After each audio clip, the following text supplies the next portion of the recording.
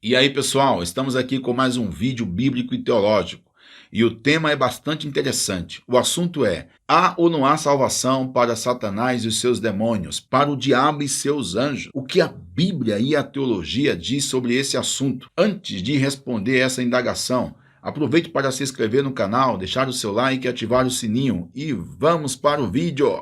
E aí, pessoal? Há ou não há salvação para Satanás e os seus demônios, para o diabo e seus anjos? Você sabia que ao longo da história da igreja já houve quem defendesse a salvação de Satanás e os seus demônios? A nível de exemplo, eu vou citar alguns personagens. Primeiro, começando por Orígenes. Orígenes foi um dos teólogos do período patrístico, do século 2 a 3 da era cristã. Ele defendia veementemente a salvação de Satanás e os seus demônios. Eu não sei se você também sabia, mas existe uma vertente teológica chamada universalismo, de modo que essa vertente defende que, no fim, todos serão salvos, inclusive Satanás e os seus demônios. Já ouviu falar do Alciro Zarur, o fundador da LBV ou da Legião da Boa Vontade? Ele defendia a redenção de Satanás e os seus demônios. Inclusive, ele conclamava aos cristãos para que orassem por Satanás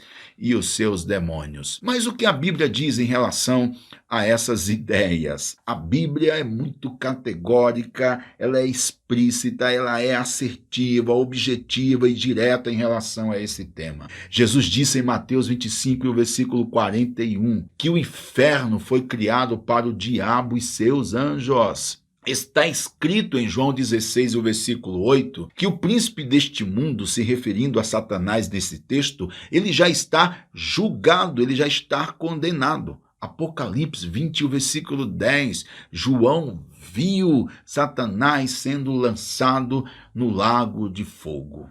E o que os teólogos dizem a respeito desse assunto? Todos são quase unânimes em relação à condenação de Satanás. E são por três razões básicas. Primeira, diz respeito quanto ao estado e à condição em que se deu a criação desse ser. A segunda, diz respeito à natureza da sua transgressão.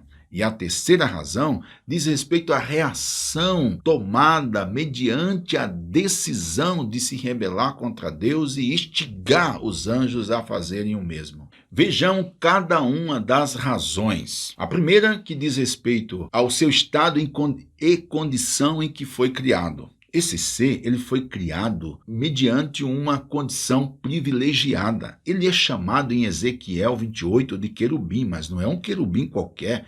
Ele é chamado de querubim ungido, querubim protetor. Isso demonstra, que ele foi criado numa realidade superior aos demais seres angelicais. Ele foi criado de forma incomparável, inigualável.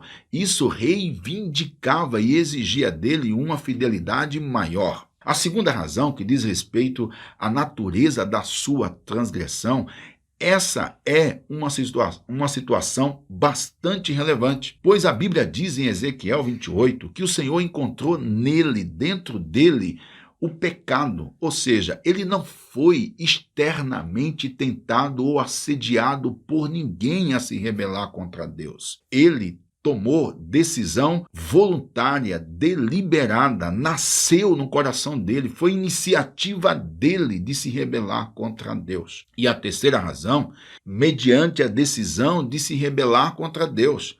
Pois, diante dessa razão, ele não demonstra em nenhum momento arrependimento, conversão, por se rebelar contra Deus e instigar os anjos a fazerem o mesmo.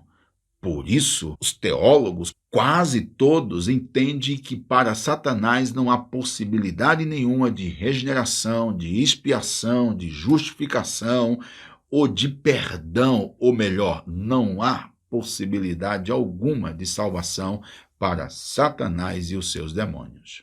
E aí, pessoal, espero que tenha gostado do vídeo. Aproveite para deixar os seus comentários, nos siga nas redes sociais. Não se esqueça de se inscrever no canal, deixar o seu like e ativar o sininho. E até o próximo vídeo.